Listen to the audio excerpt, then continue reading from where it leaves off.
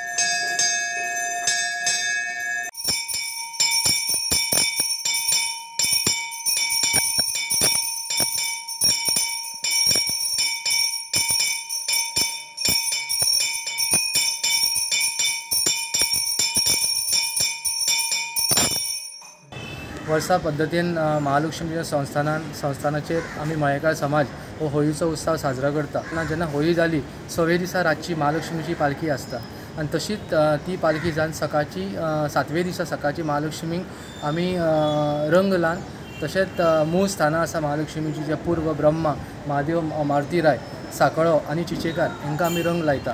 रंग लावन जातकूच येवन हांगासर महालक्ष्मीक आमी पालखेन घालून न्हांवंक व्हरता बांयचेर। ही रिती रिवाजा प्रमाणे आमी पुर्वजांनी आमचे केल्लें आसा।